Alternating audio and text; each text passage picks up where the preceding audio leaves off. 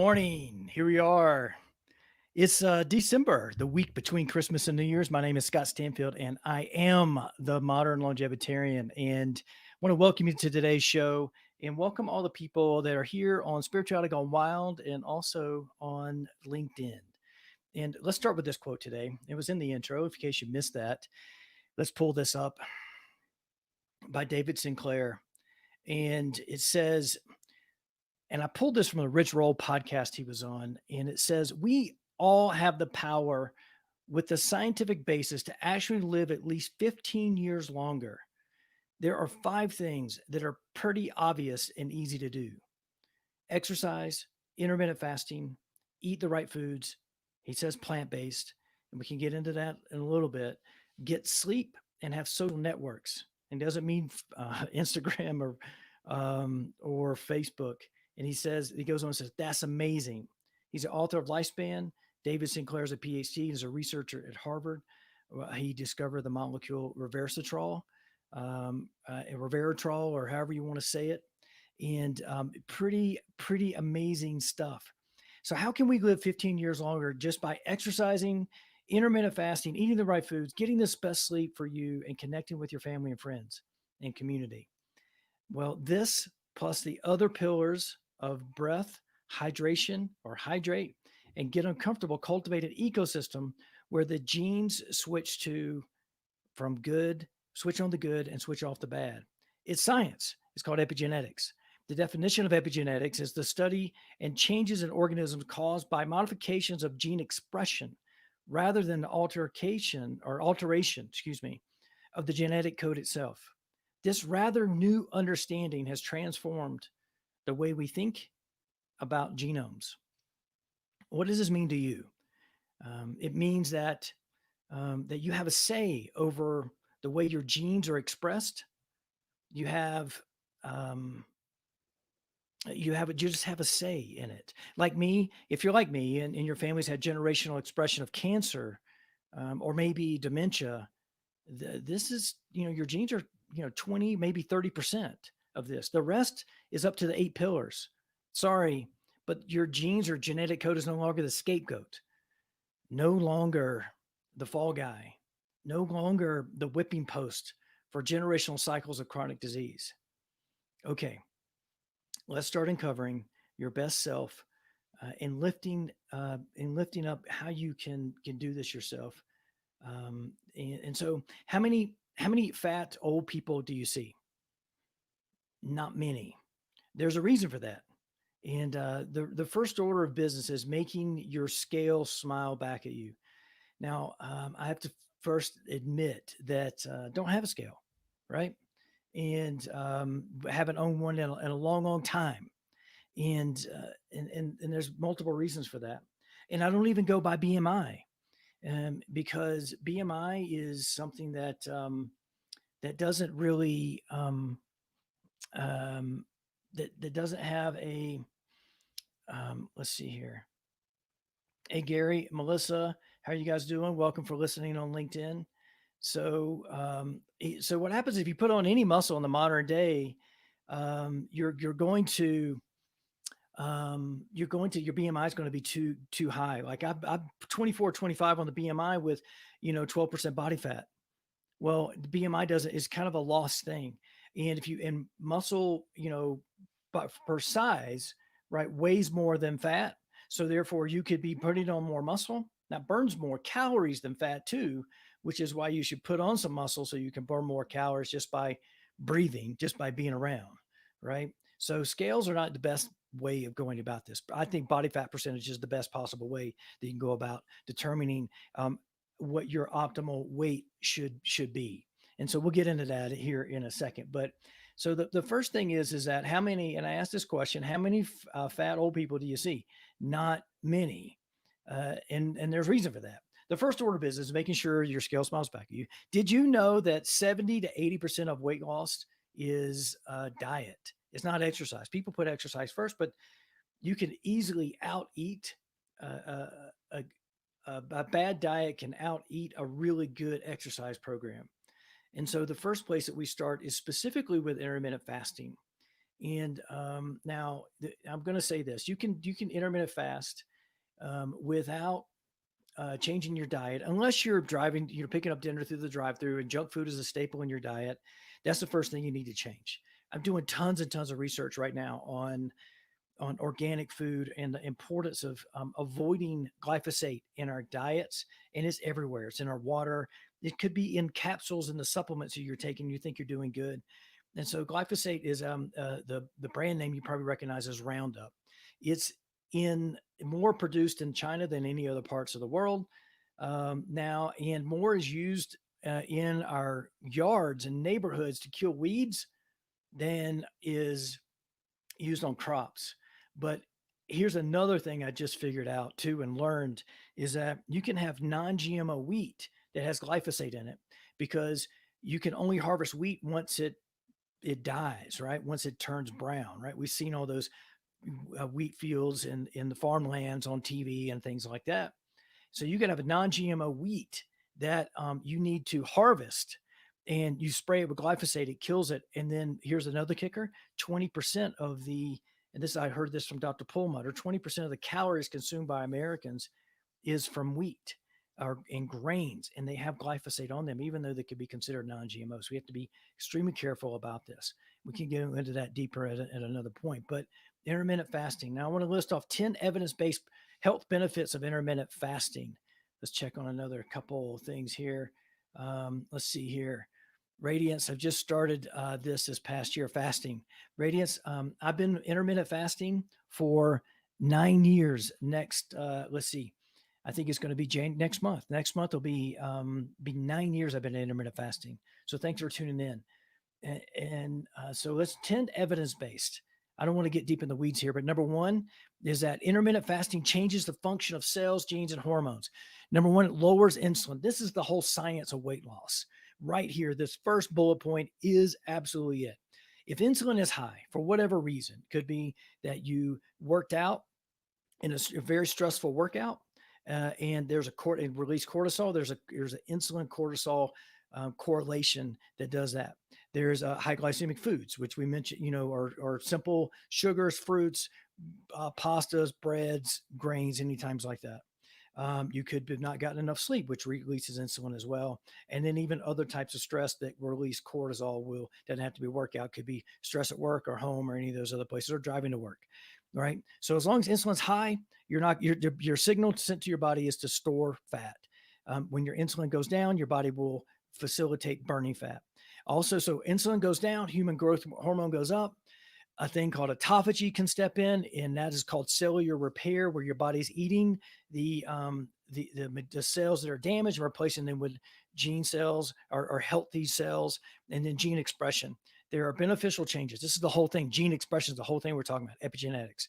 Beneficial changes in several genes and molecules related to longevity and protection against disease when you intermittent fast. Now, here's the thing. Before I get into these other things to talk about here, I want you to understand that intermittent fasting is something you already do because you don't eat while you're sleeping, right? You're already a micro intermittent faster. You're just not doing it on a macro scale, right? You've got it flipped backwards. You're probably under eating for probably 10 hours a day and then overeating for the other 14 hours a day. But what if you flip that the other way, right? What if you were, under eating? When I first started intermittent fasting, I read the book, The Warrior Diet, and it was a 20 hours under feeding. And I was a vegetarian. I was 40 pounds overweight, and I was still eating high carbs. I was still eating pasta. I was still eating all of those things.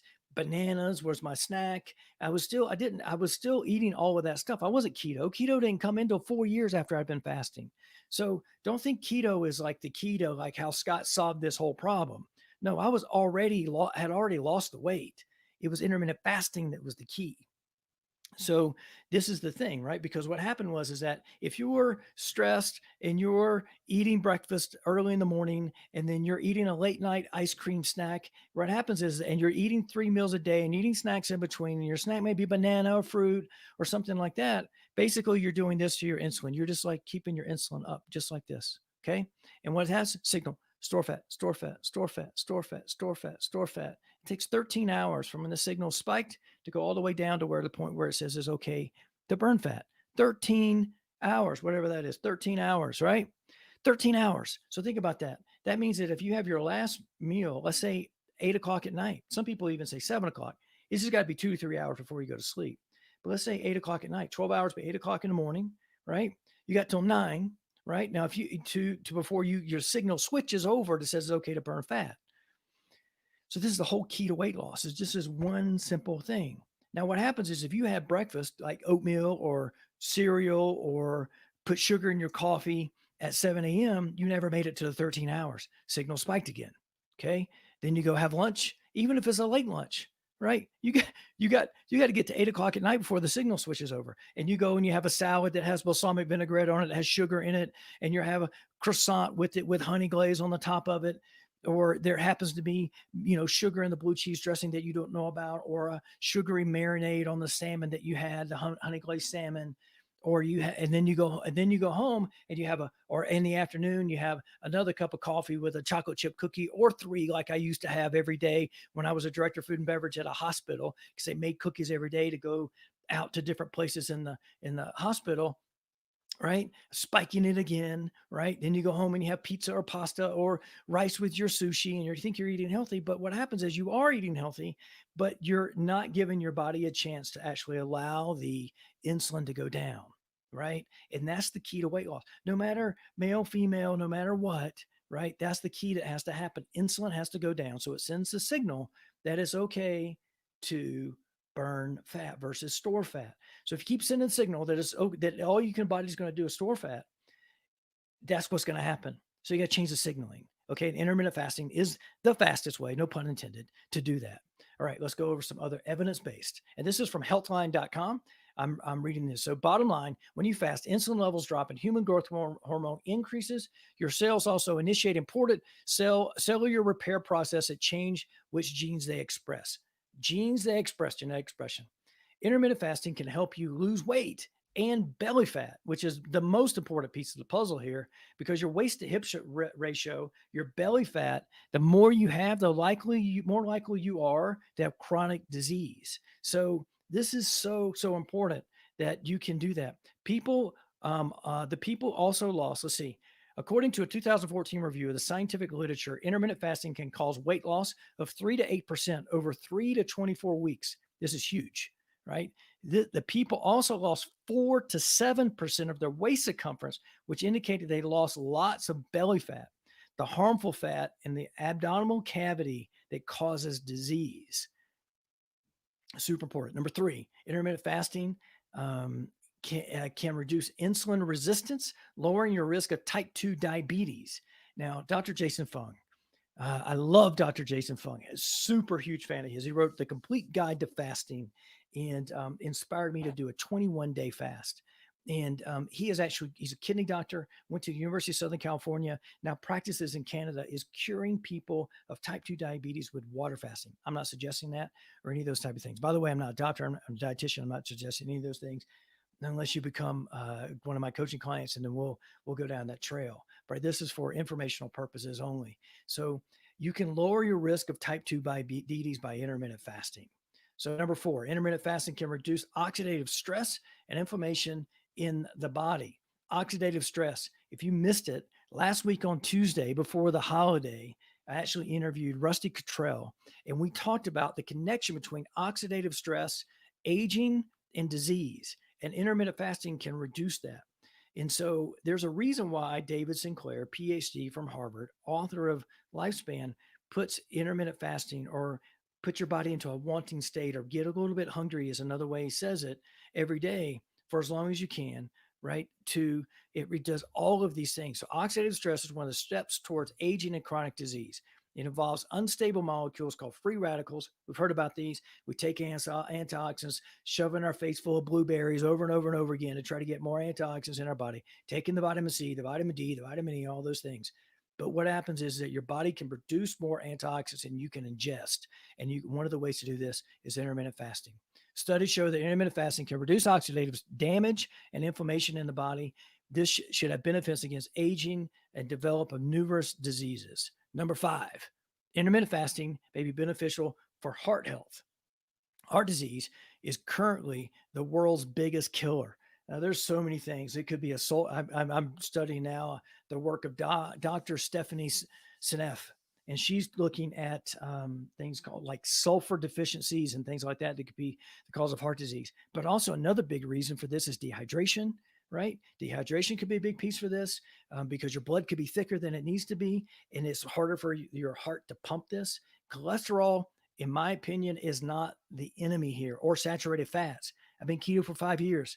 I don't have a problem with any of those things. Cholesterol is needed for so many things.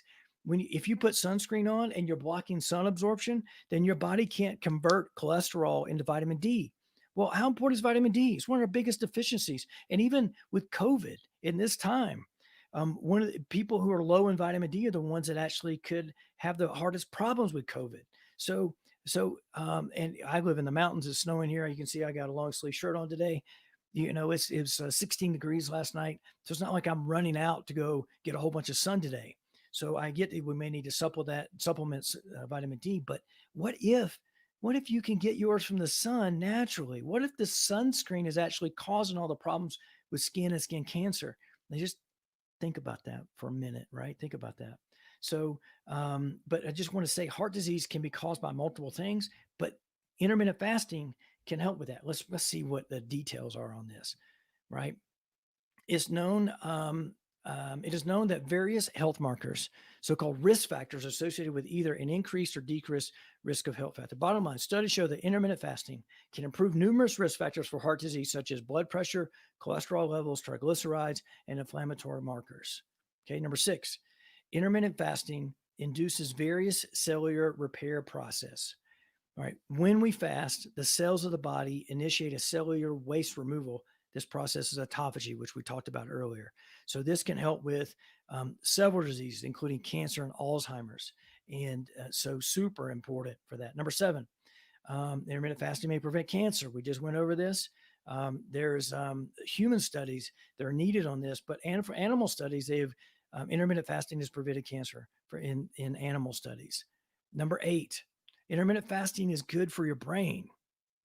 So many things are good for your brain. I've had Malia Brown on. We talked about biohacking for your brain and how to use to get mental brownies while you're going to sleep. We've also tapped into different things like when you sleep. There's this study that was done that when you sleep and you get these slow waves moving in certain sleep cycles, that your brain actually reverses the flow of the fluid in your brain, the spinal fluid in your brain, and actually removes the toxins.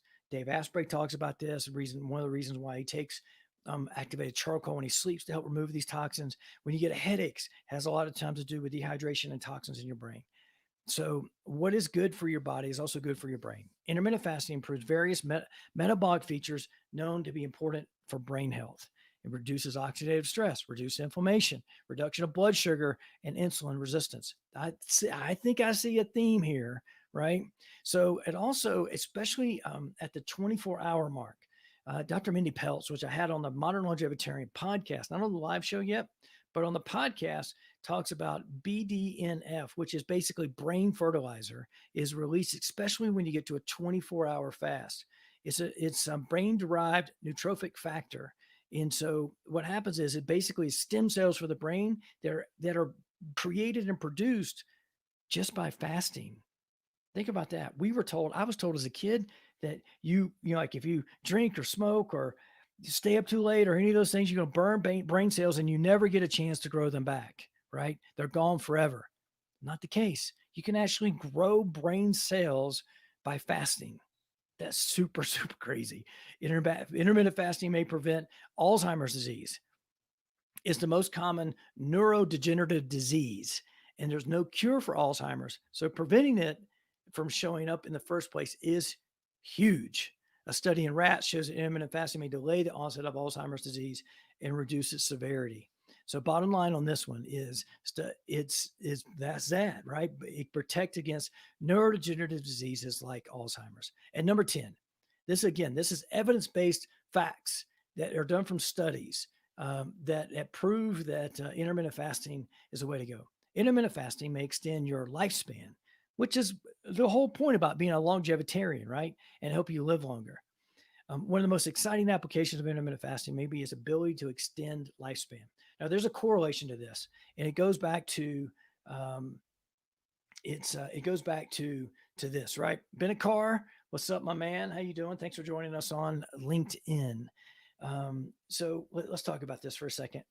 There's been multiple studies, and calorie restriction shows the benefits in increasing your lifespan, right?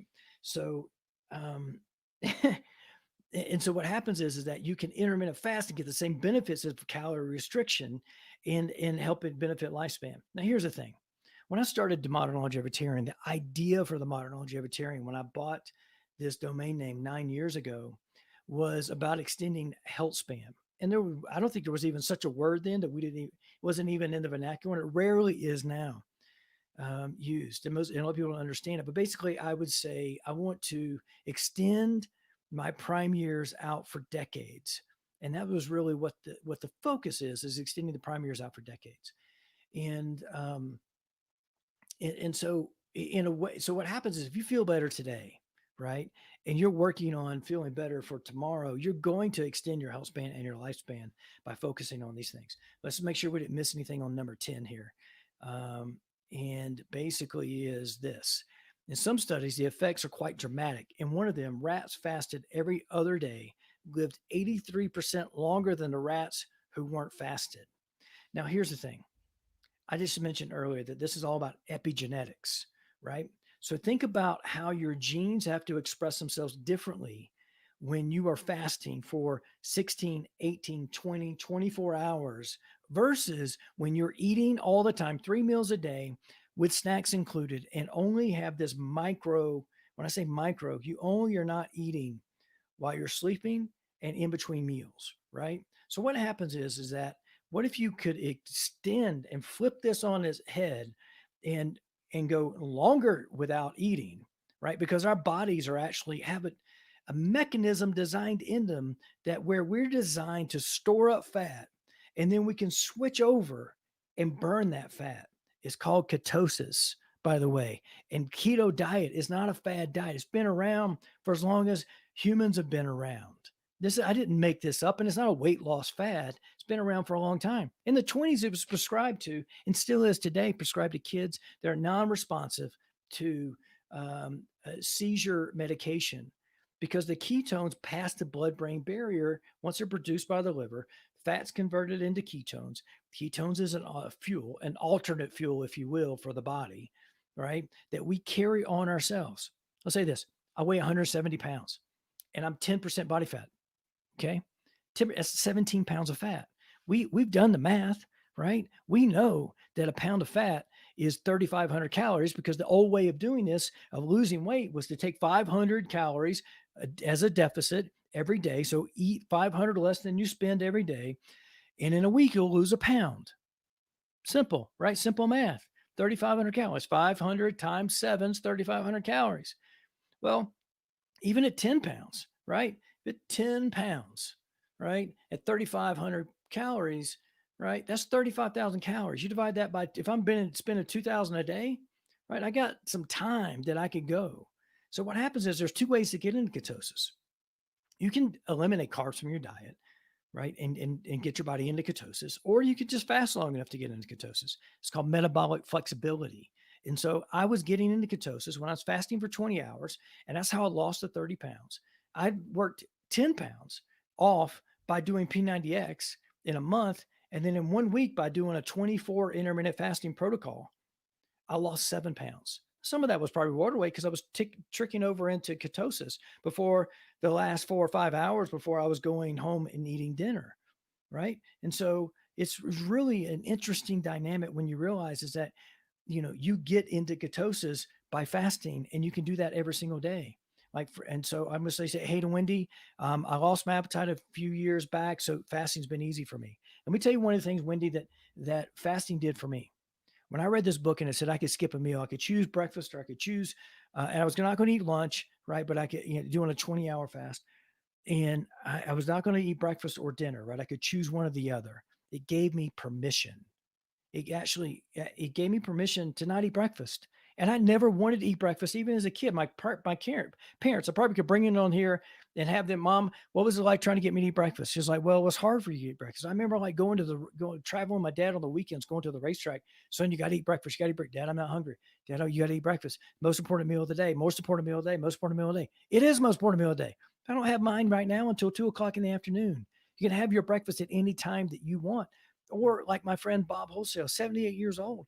He gets up in the morning, has breakfast, eats at 2 o'clock, and doesn't eat dinner most nights. Right? He doesn't eat dinner, but he's an early bird person. He's hungry when he wakes up. My son's hungry when he wakes up.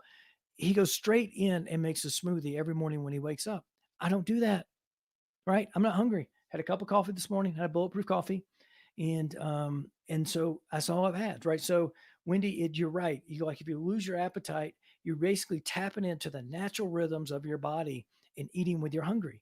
Here's the thing with our kids, just pay attention to where they're hungry. Don't force them to eat and tell them and brainwash them and tell them that they need so much protein and they need, they need to eat 3 meals a day with snacks in between. Just let them eat when they're hungry. Let them eat when they're hungry. I talked about that with and asked questions about that with Dr. Mindy Pelz on the podcast when I interviewed her. Such amazing, amazing stuff there. So, all right. So in the beginning, I talked about there was these 5 things. There's 8 pillars, but there are 5 and I'm breaking those down today um, David Sinclair, Ph.D., talked about. One was he said exercise and intermittent fasting. I went intermittent fasting first because I think that's more important. Now, I do want to say this about food, and this is the most important thing, and this is the part about being a modern longevitarian versus just being a longevitarian. You probably don't live in a blue zone.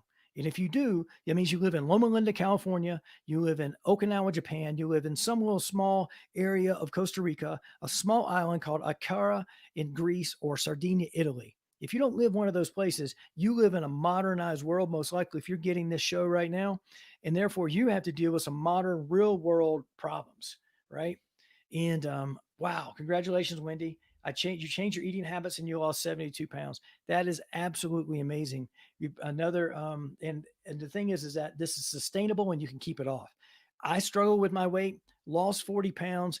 I say I lost 40 pounds twice. I probably lost 30 pounds, probably like 4 or 5 times on top of that. So I've yo-yoed all these different times, but for the last 9 years, I've been able to keep it off. Short of when I have done a detox, like the iodine detox, caused some bloating, and I got some pictures from that a couple of years ago. But other than that, I've been able to maintain pretty much the same weight. So this is about as big as I get, and then I get smaller, right? And so one of the things that puts on a little weight is when bulletproof coffees do, and then creatine, which helps with some exercising because I like building muscle and things like that. That helps when you're on a plant based and then also on a ketogenic diet. So those help. But congratulations on that, Wendy. So I will want to drop this in right now. You've probably been struggling with your weight and probably for a long, long time. And I invite you to come work with me. This is the time of year where we make resolutions, and resolutions have a tendency to peter out, right? And this is, and sometimes, but somewhere between Valentine's Day and St. Patrick's Day, we lose interest. It's because we're changing old habits and those type of things. But you may have been struggling with your weight for 12 years, right? But what about working with me for the next 12 months and changing that to where you can get to your optimal weight, fit into your skinny jeans, right? And you can live a life where you're no longer sick, fat, and tired, right? You're healthy, you're slim and fit and trim and durable and functional and athletic, right? And you're energized, right? And that's where I am. I live that every day. And so that's why I started this. This is my COVID pivot, and I'm here to help people. So let's see here. Come on. I don't know how to pronounce your name. I apologize. New to this place, learning. Thanks for being here. And this is super cool. Love having everybody here chiming in today. So let's talk about food for a second. In the modern world, the problems that we have in the modern world is number one, in my opinion, is that we don't eat enough organic food. And even there is glyphosate or Roundup inside the organic food. There's even been tests that organic eggs had glyphosate in it. It's in the water, folks. We're in the farmlands where these things, where our farms are, that is in there. So you're something that you can't get around unless you're growing your own food and you're having it tested and you know exactly. So farmers markets are a better choice than even what you can get at Whole Foods or Whole Paycheck or whatever you want to you want to call that place. But I just want you to understand that I had to convince myself years ago that organic food wasn't expensive. This is what real food costs, right? Because the other stuff is poison. We're poisoning ourselves by eating food that has toxins in it. You can do yourself a big favor by going and Googling the Dirty Dozen and the Clean 15 and seeing what does need and what has the highest amount of toxins in it and what you should never, ever buy conventional and then what you can skimp by on if your money's tight. I mean, I get it. Trump just signed the thing in and extended unemployment by 11 weeks. And, there's another stimulus check coming and all those type of things. I get it, right? Where we are in this pandemic. But that's what real food cost. And that's fuel. And that's the fuel is super, super important. And the last thing you want to be doing is killing yourself slowly, death by 1,000 razor cuts by eating toxins in your body that our bodies can't unload. Right. And that's where intermittent fasting comes in because it allows your body to detox because it's cleaning itself out. If you fast long enough, go fast long enough, but fast long enough, go long enough, fast long enough, you're going to tap into some autophagy and those type of things. And so which is basically your body cleaning up those broken down cells and replacing them with new cells. And basically you're eating some protein from during the day as your body's going through this autophagy process. But eating organic, clean food is by far the most important thing that you can do for your health. Now, when it comes to that, because you're basically doing all this work to do all these good things, if you're exercising, you're fasting, doing those things, but then adding in toxins at the end of it, you're not doing yourself any favors, right? So just pay attention to that. Let's talk about exercise. I'm a huge fan of three different types of exercise, four types of exercise, right? But this is for me, right? And I'll tell you what and what the science says, what I like, but you could work for you, right? I love walking, right? Walking is proven to burn more fat than running. It seems counterintuitive, and it is. But what happens is when you stress your body by running or doing anything with high intensity, you're going to release cortisol. And I mentioned in the beginning of the show, there is a cortisol insulin correlation. And so when you stress your body out, no matter if it's internal mental stress that you're giving yourself, putting yourself in fight or flight by your thinking, or if you're putting yourself in a situation where you're having to mouth breathe and do those type of things, you're going to actually, you're going to, uh, you're going to release insulin, which sends a signal to store fat. So it's super important to do things that are on a low key basis. You can do this by using a heart rate monitor and doing what's called zone 2 training or maffetone training, to where you're staying into a proper uh, heart rate zone, to where you are not stressing your body out. And so that's where, you can take ample breaks in between different types of workouts and things like that. So I love walking. Summer, winter, doesn't matter. I love walking on the beach if I'm in California or South Carolina, or on the coast, right? And I do a lots of hiking during the summer and some during the winter when I'm doing Wim Hof, right? So love that. If I want to go more intense, I have a weighted jump rope that I absolutely love. It's a 1 pound, and the weight is actually in the rope itself. So you're at your shoulders and your grip and your forearms and are all getting worked in a different way. You're having to jump. And the science shows this too. So science on walking is that it burns more fat than running. The science on jumping rope is that 10 minutes of jumping rope is the same as running for 30 minutes, right? So I know I'm speaking out of both sides of my mouth here, but I do love jumping rope. And I've jumped rope like most of us, since we were in elementary school. And I love doing crisscrosses and those type of stuff. But I'm telling you, a way to jump rope is another whole level of things. I love body weight exercises, push-ups, squats.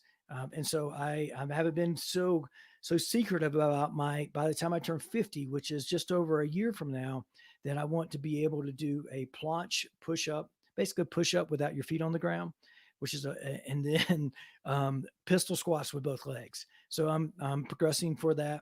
And I've been doing some detoxing over the last month, and specifically really hard the last 2 weeks. So I haven't worked out that much, if at all, in this time, plus with the holidays. So those are things I'm working on, right, with that. And I love kettlebells. I love kettlebell swings. I love Turkish get-ups. I love a lot of kettlebell stuff. And then for me, also stretching is super important, especially as we age. And I have a 7 minute, hip stretching routine that I do before bedtime that really helps out. And so if you're looking for some information on stretching, I suggest you to look up by Dr. Goodman. He created the founder stretch, and there's some free videos on YouTube for you to check that out. But those are the things that I really love. And I have a 70-pound kettlebell that I love swinging. It's super fun for me. And if you could only do one or two exercises, I would say kettlebell swings is right at the top of the list, as is as is um,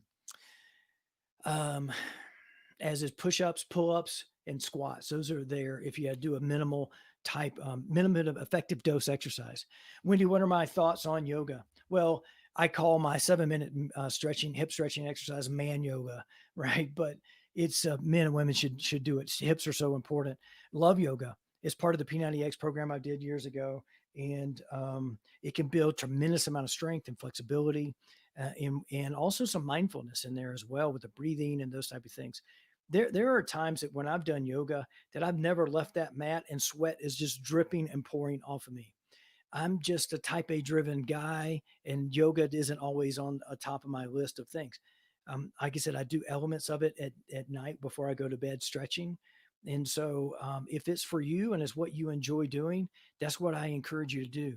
The best exercise program, Wendy, is the one that you'll do again tomorrow, right? And so, I would say with two things. One, you would do again tomorrow, and then B, which is not releasing cortisol that causes insulin spikes is resistant and burning fat. Those are the things I would say that you need to know about your exercise. If you're into lifting big heavy weights and doing the big five, and you're doing deadlifts and squats and those type of things, and bench presses and that stuff, you want to build muscle and be totally like big and ripped, go for it, right? You can just do that in a way that doesn't release cortisol. That's all I'm saying. If you want to, train to go run a marathon because it's on your, bucket list, go do it. But understand that the people that live in blue zones, that live the highest population to live over 100 years old, they don't go to a gym, they don't lift weights, they don't run marathons, they don't do those type of things. They just move, right? And when we in our world have to use exercise as a supplement to make up for the lack of movement, we're missing something there. But there are benefits to exercising. I'm standing up, I have a stand up desk, right? But most people are sitting down for 8 hours a day and don't go outside 90% of the time, but they're awake, right? So just understand that exercise is a supplement to make up for the lack of movement during the day. So you get more by moving during the day. So set an alarm every 30 minutes or an hour and get up and move around for 5 minutes. Do some push-ups, walk around the building, do something that'll help you move, and it will mimic what's happening in the blue zones because their lives are prompted for them to get up and move every 20 to 30 minutes. And so we'll park at the farthest way you can in the grocery store parking lot and have to walk there and get back, no matter the weather, no matter what's happening. Take the stairs, don't take the elevator, don't take the escalator, right? Walk and move. Oh, you want to go to a coffee shop? Don't just walk to the coffee shop.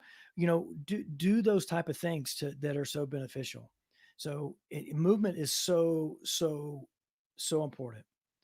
And then, all right. So he said, eat the right foods, plant based, right? Well, again, I got to reference the blue zones here. Blue zones, all five of them, the commonality in terms of their diet, 90% plant based. Now, I've been a fat vegetarian more than once in my life. And so I can tell you that it's harder to be a healthy vegetarian and a vegan sometimes than it is to be a meat eater because you're not satisfied. And if you're not paying attention to your macros or understand how that stuff fits together, and you're not metabolically flexible, then you up just eating too much, too often, and too many carbs. So I would say, throttle your carbs, right? Slow down on how many carbs you have. A good rule of thumb is not to be in ketosis, but is to, I need to take a breath here, right?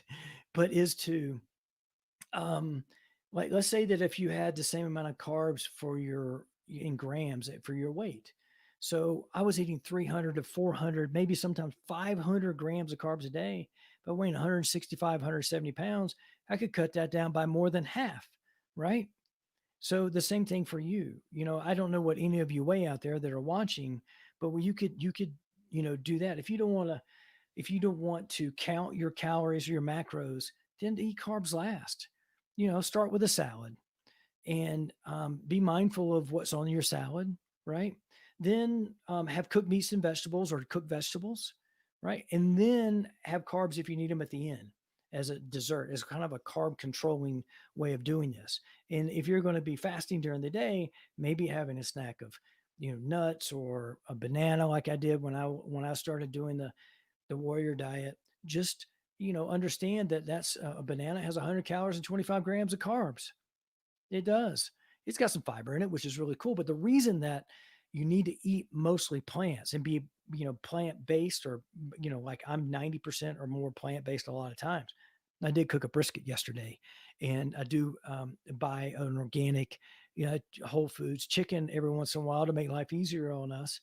But I will say that what we need is the prebiotics and the fiber, which is the fiber inside the plants to feed our gut microbiome. Because I did a show last week, start with the gut. I encourage you to go back and look for that if you're having any gut issues, because and I'm going through a candida cleanse right now. I just took the last supplements yesterday for that. And so if you see me scratching, itching, because I've got some rash breakout, you can kind of see the red spots. And so just understand that eating primarily plant based is by far the best thing that you can do in terms of the mix of foods that you have in your diet. Again, organic, local, if best you can, not sprayed with glyphosate, and on the clean 15 and or organic. Now, because we need to feed our gut microbiome. And so it's super, super, super important. And if you're on a carnivore diet, yeah, yes, there may be some collagen that may be feeding some certain, gut bugs for you. But we need to have a flourishing ecosystem, a microbiota, which has the right balance of bacteria, fungus, viruses. Yes, there are viruses that live in us, right? And when our immune system gets weak, they rise up and make us sick. That's how this works. So you make your immune system strong, they don't rise up, you don't get sick, right? And so those are really interesting things. If like you went and asked the people who live in blue zones how they were in their 50s and 60s, they said they never got sick. So if you're sick all the time and you're 40, 50, 60 years old, then you're most likely you got a shorter lifespan ahead of you than would be if you're not sick. Right. So those are the things. I used to get sick all the time. I don't feel good some days when I'm doing detoxing and things like that, or I'm work too much or tired, everything. But getting sick is another whole ball game. Right. So just focus on not getting sick. Wendy, thanks for your kind words. Super important for me to give great value to the people who watch the show and plant these seeds for you here. And so let's move on here. What's the next thing we're going to talk about? I was talking about plant based. Super important getting that fiber in for you. I just recently read Fiber Fueled, and also bought the book Ketotarian, which is a plant based keto book. Super important stuff. And I'm going to be putting those things together for you in upcoming courses we're going to be teaching and things like that. Get sleep. Well, here's the best way to get to sleep I know is that go to sleep.strongforlonger.com and download my book titled Outstanding Landing: How to Get to Sleep of Your Dreams. It's 7 steps to getting sound sleep. And I could, mindset around sleep, which was super, super important. I had to change my mindset and saying, when I lay down and go to bed, that's when my new day starts. When I wake up, I'm already 7, 8, 9 hours into the next day. Number 2 is setting up your bedroom for success. Getting the colors of the wall the right way, getting your bedding that's comfortable for you, temperature right, sound right, all those type of things for that. Number 3 is knowing your sleep chronotype. I'm a classic wolf, or a night owl. I go to bed late. I eat later. I get up in the morning. I'm not hungry. I'm slow out of the gate. And then I crescendo throughout the day and the evening, and my prime time is night. That's why the restaurant business in my 30 years there or almost 30 years there, was a great fit, because I enjoyed working at night, because that's when I was in my prime time. Outstanding Landing. Also, the best part of the book is actually putting down your landing gear. This 4th chapter, which talks about when to stop drinking caffeine, when to stop eating food, when to stop drinking alcohol, when to stop absorbing blue light, and when to stop intense exercise. When you download that book and you print out the worksheet at the end and you read through it and you make your own evening routine, it'll tell you all of those things as you go through. And it's a building blocks to having a best evening routine or have an outstanding landing. The book is inspired, and the theme is inspired by Chuck Yeager, who passed away on December 7th, an American hero, the first pilot to break the sound barrier in a level flight in the plane that was called a Bell X-1. And so outstanding landing. His quote is this, and it's in the book. It says, if you land a plane and you walk away, it's a good landing. If you land the plane and you can fly it again tomorrow, it's an outstanding landing. So this is all about landing the plane the best you possibly can to be able to take off and soar again the next day. So then I'd get into breathing and sleep. And there's two sections on breathing and sleep. One is how to go to sleep with the 4-7-8 breath. Okay. And so the 4-7-8 is where you inhale for 4, hold for 7, and then exhale for 8. You do this 2 to 3 times. It sends a natural tranquilizer system to your nervous system. And then also about the importance of breathing through your nose properly while you're sleeping. And I take my mouth shut and have for over 2 years now while I sleep. And I got this from Patrick McKeon at the Buteco International Clinic, and has been taping his mouth closed for over 25 years. And so it's been an amazing, amazing ride for me, and it's been super cool. And it's one of the best hacks I've ever done for my entire health has been taping my mouth closed when I sleep.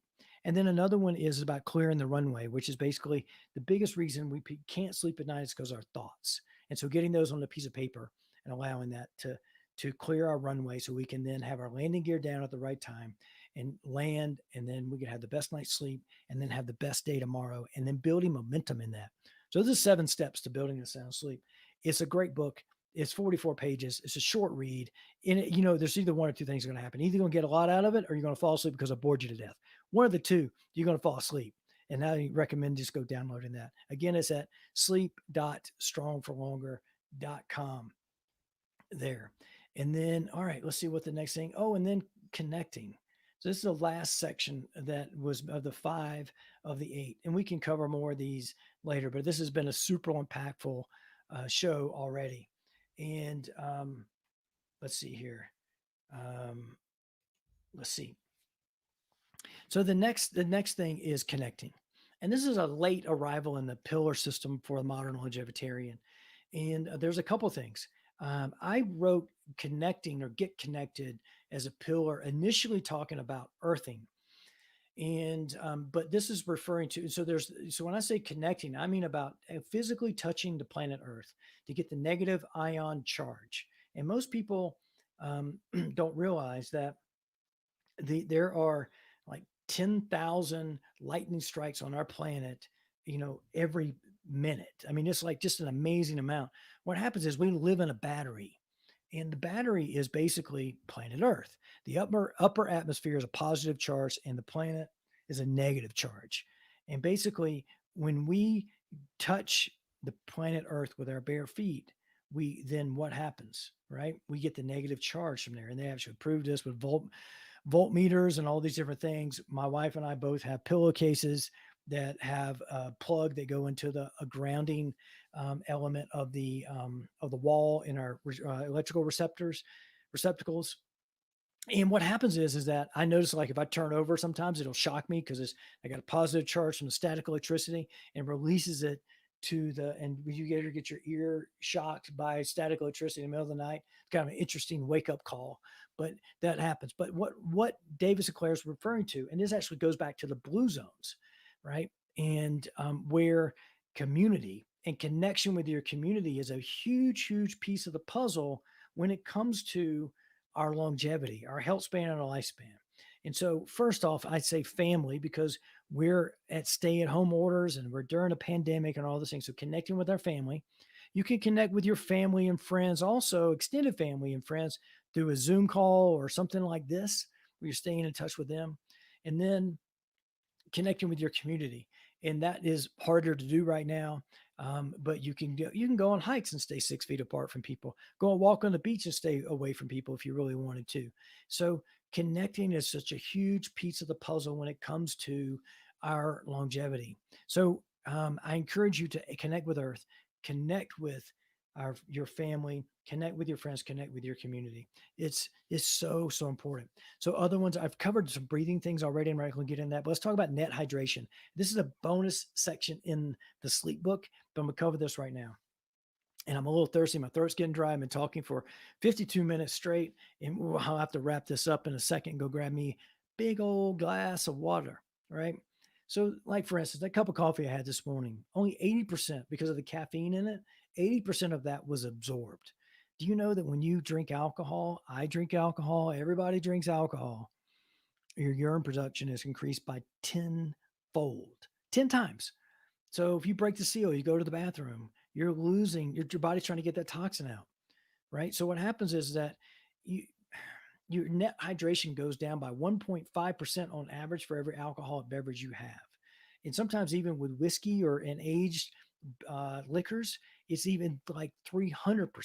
It's crazy, three times amount. So sometimes drinking, a glass of water in between drinks is not enough to keep your net hydration up because your body's going to increase your urine production 10 times. It's crazy. So caffeine, there are things that detract from our hydration all the time. Caffeine's one, alcohol's another, sugar's another, lack of sleep's another. So all of these things are, because the lack of sleep doesn't allow the proper hormones to be produced to actually hold on to the water. Low electrolytes. A lot of time when you're fasting, and here's a trick. I keep one of these on my desk, and I've shown this multiple times. This is a little vial of real salt, and you can see this one's almost empty. I got 5 more from my friends over at Redmond.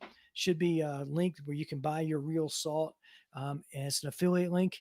I get a couple bucks to support the show and the family here.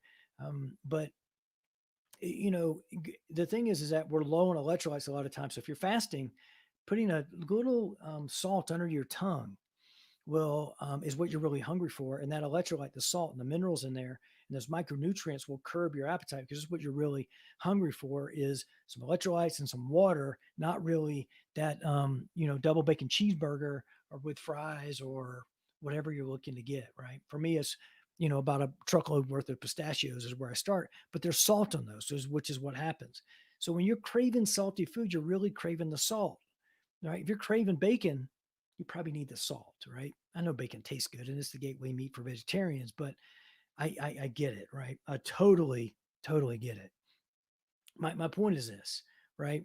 You need to focus on hydration. It's a huge important pillar. All of these pillars are important and they influence your epigenetics, your genetic expression.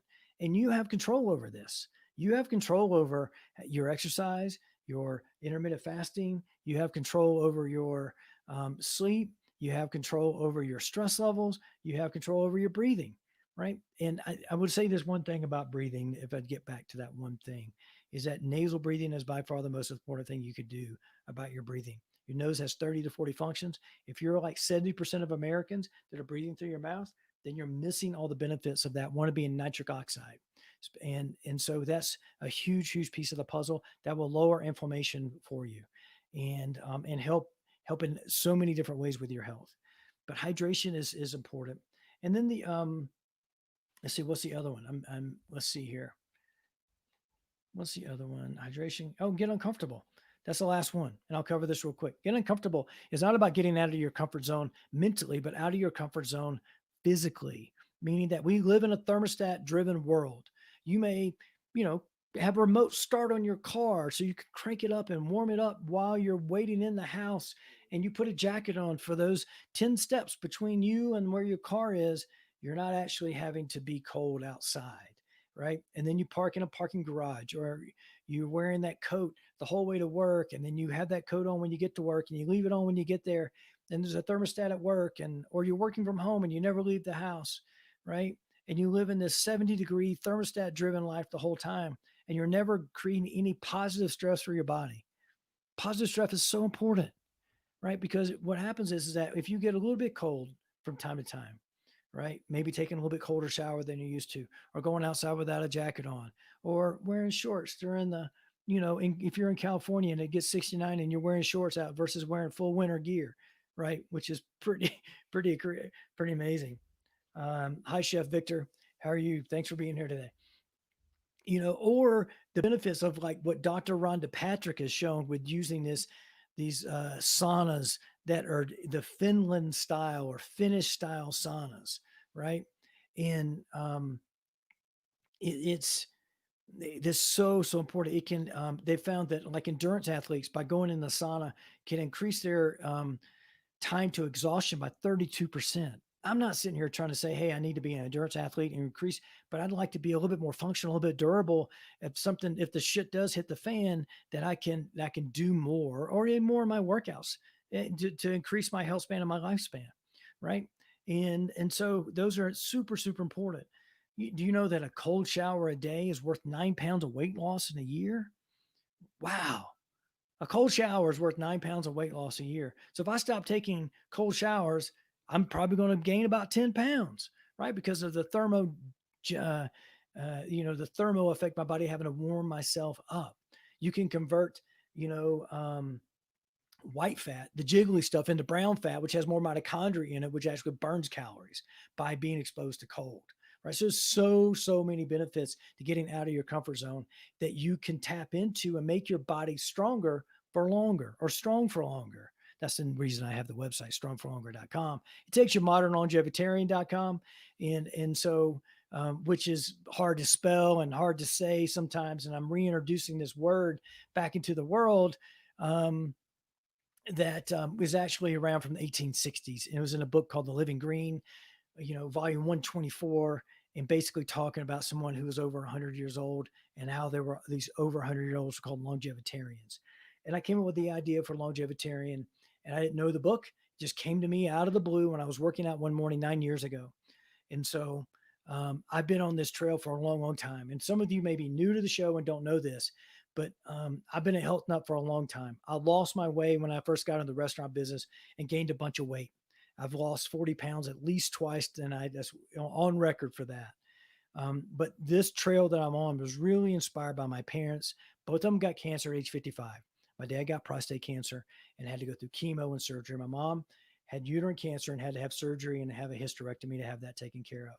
Now they're both survivors and they're around. Mom turned 70 next year. Dad's 72. And my dad's dad had cancer. My mom's mom had lupus, which is a form of cancer. And it has been, and that's a genetic expression in my family based off the way we eat and live, right? Well, I changed all that. And I can help you change that too. So if you're interested in changing your health span, changing your genetic expression, I encourage you to come work with me. You can send me a message, private message, or leave a comment here. We can set up a call. I did discovery calls, see how this doing. I'm putting together a group starting in January that's focused on weight loss. That's the number one place we're going to start, getting your waist to hip ratio in the right place, because it shows that belly fat that you have is an indicator for chronic disease. So getting your weight right is super, super important. And that's where I really started this show. And it's so much fun sharing this with people. And I encourage you to reach out to me, send me a private message, leave a comment, and I'm planting that seed with you today. And I'm super excited about the show and where it's going and all those things. So tomorrow's show is going to be super cool. We're going to talk about leadership, and got a special guest on. Todd's going to be on tomorrow, and I'm got a call with him this afternoon to go over some details with that. And then Wednesday show, I normally do Biohack Whack Wednesday, but I'm going to go over show 55, right? Show 55 is an important number for me and my family. Diane, thank you very much. I really appreciate it. And I'm just going to tag to Wednesday show. And then because when I raced go-karts with my dad, our number was 55. And so I'm going to go over the 3 things that I learned from my dad and go over those on the show in detail. And it's going to be a super fun episode for me, celebrating 55 shows. So over a year worth of shows in, 6.5 weeks. I started on October 9th doing these live shows. I've only not on a weekday, not done it on a holiday. So it's been super fun for me. So right now I'm going to sign off. It's been a super fun show for me. Love giving all this great information to everybody. And again, I'm interested in helping people live their best life. Reach out to me. My name's Scott Stanfield. I am the Modern Longevitarian, and want to say cheers. And it's time to roll credits.